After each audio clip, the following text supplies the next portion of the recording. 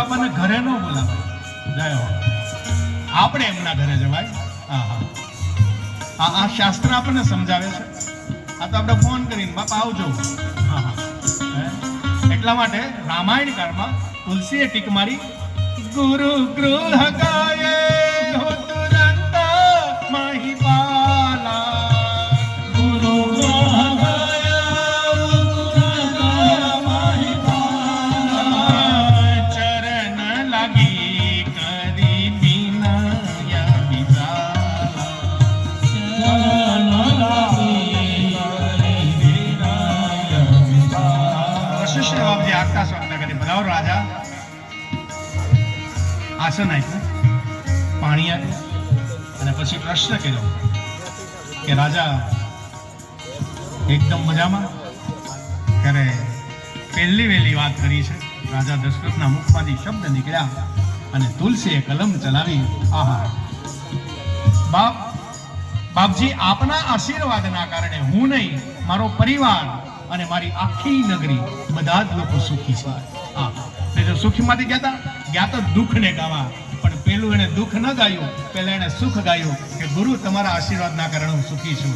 અને પછી અને બીજો શબ્દ કીધો કે મને એક ચિંતા સતાવે છે. શું? કે મારો ઘરે દીકરો નથી, એની ચિંતા મને નથી. કે મારો પાછળ કોઈ પિંડદાન કરે કે ન કરે એની ચિંતા નહીં, પણ મને ચિંતા એ છે કે પાછળથી કોઈ અવધને શાસક નથી મળવાનો. અને આટલી વાત વશિષ્ઠ બાપજીએ સાંભળીને ત્યાં તો વશિષ્ઠના મુખમાંથી વાણી નીકળી, તુલસીની કલમ લખાણી, હોહી સુતચારી,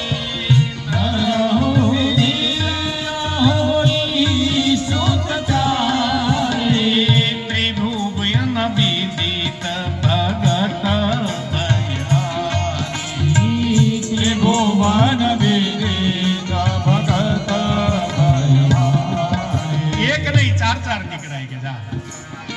એક નહીં કે ચાર ચાર.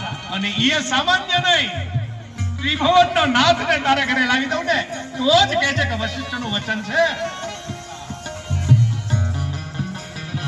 રાજા, એના માટે તારે શું કરવું પડે? એક યજ્ઞ કર.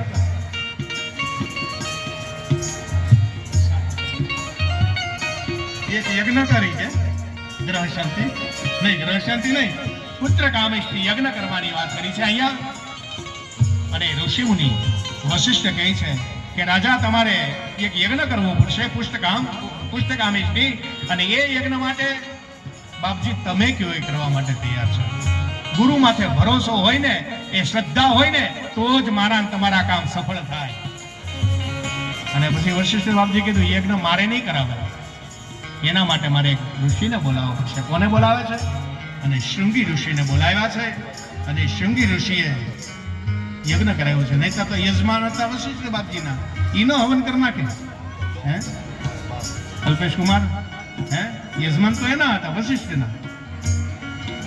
ઈનો કે હાલો હું કરાવી દઉં હવન. આને બ્રાહ્મણ નથી કીધું. યજમાનનું પૂરેપૂરું કલ્યાણ શેમાં છે એ વિચારી લેવું જોઈએ પેલા બ્રાહ્મણે, પછી જ બ્રાહ્મણે યજમાનનું કાનો કરાવવા નહીં. અને ખબર હતી કે આ યજ્ઞ કરવા માટે એવો બ્રાહ્મણ જોઈએ કે જેને જગતમાં કોઈ દિવસ કોઈના સંસારીના ઘરે ખાધું ન હોય.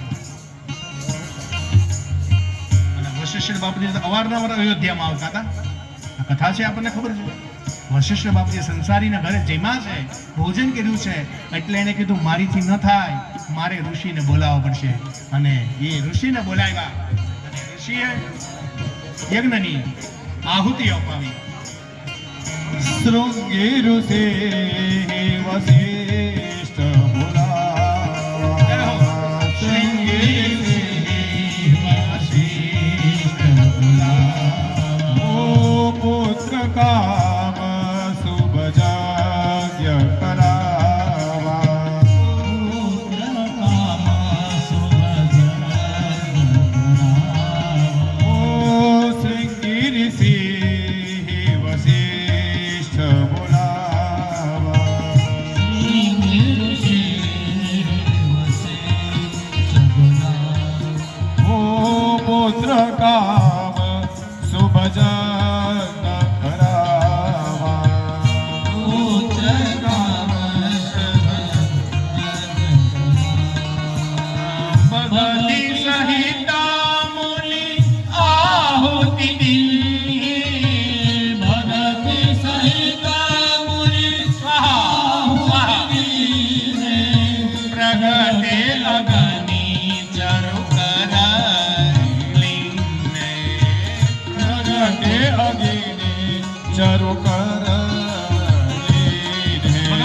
સાક્ષાત યજ્ઞ નારાયણ પ્રસાદ લઈને પ્રગટ થયા, ચરુનો પ્રસાદ. અને એ પ્રસાદ યજ્ઞ નારાયણે કોને આપ્યો? આ યજ્ઞના ફળની વાત બનુ દાદા. કોને કઈ રીતે યજમાનને યજ્ઞનું ફળ અપાય, આ સમજવા જેવી વાત છે. બ્રાહ્મણોએ આ વિચારવા જેવી વાત છે. એટલા માટે કહું છું. હા, એ જ્યારે ફળ દેવાની વાત આવે યજમાનને, ત્યારે કોઈ પણ બ્રાહ્મણે યજમાનને ફળ ન દેવાય. હા, આનો નિયમ છે અહીંયા. હું ઘણી વખત કહું, યજ્ઞ કરવો જેટલો સહેલો છે એની કરતા સમજવો બહુ જરૂરી છે. સમજણ પૂર્વક યજ્ઞ કરજો, નહીતર તમારા પૈસાનો ધુવાડો થઈ જાય. સમજણ પૂર્વક યજ્ઞ કરો.